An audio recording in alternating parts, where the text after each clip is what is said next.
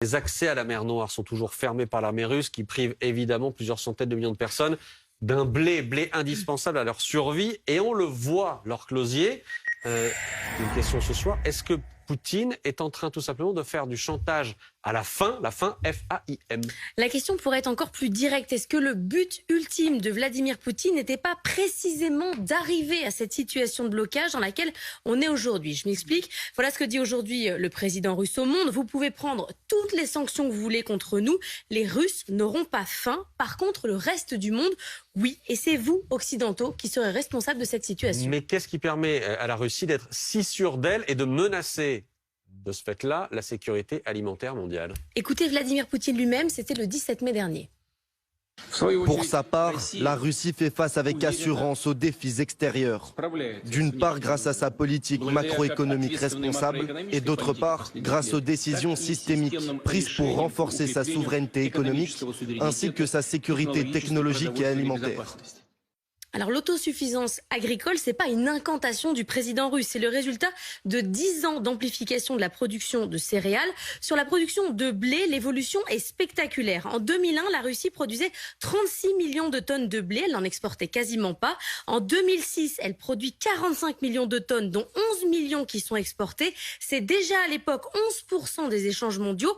En 2020, la production dépasse les 80 millions de tonnes. Elle exporte 21% des flux mondiaux. La Russie est désormais souveraine sur le plan alimentaire et c'est le plus important exportateur de blé au monde. Du Bangladesh à la Corne de l'Afrique en passant par l'Égypte, la survie de plusieurs centaines de millions de personnes est désormais conditionnée aux décisions russes. Ça, c'est pour la production russe. Pour ce qui est des Ukrainiens maintenant. On a beaucoup parlé de la stratégie militaire de la Russie, de ses objectifs géographiques, mais on peut les calquer parfaitement sur la guerre du blé. Il faut maîtriser la production ukrainienne, ça c'est l'occupation du Donbass. La région assure à elle toute seule 40% de la production du blé du pays. 2, la maîtrise des flux sortants de blé, ça c'est le blocage complet du port d'Odessa.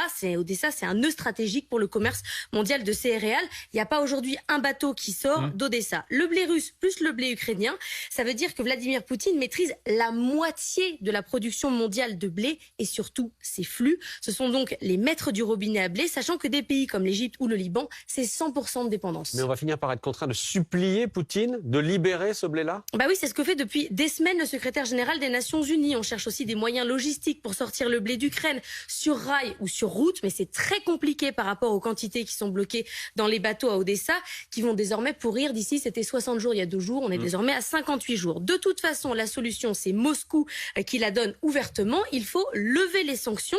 Selon le représentant permanent de la Russie à l'ONU, Vassili Nebenzia, plus de 10 000 sanctions ont frappé la Russie depuis le 24 février. Elles ont entraîné, selon lui, la fermeture des voies de communication, une crise logistique, la fermeture des ports, des problèmes de fret, d'assurance, des restrictions sur les opérations bancaires. Comme le dit très bien Dimitri Medvedev, l'ancien président russe, le blé, c'est une arme silencieuse, mais une arme terrible. Donc c'est bien un chantage? Oui, et plus précis, même, c'est un chantage très clair. Le responsable russe de l'ONU a expliqué que les menaces s'adressent aux pays inamicaux qui ont introduit des sanctions contre la Russie et non à ceux qui sont menacés de pénurie. Il a ajouté, ces derniers, ceux-là, ce sont justement nos amis en ce qui les concerne. On ne suspendra pas nos exportations, avant d'ajouter que les récoltes de blé en Russie cette année, elles sont records. La Russie joue donc avec la faim. Ça fait au moins 10 ans qu'elle prépare ses cartes. Sanctions contre nourriture, voilà où on en sommes, et pas sûr qu'on ait la main forte.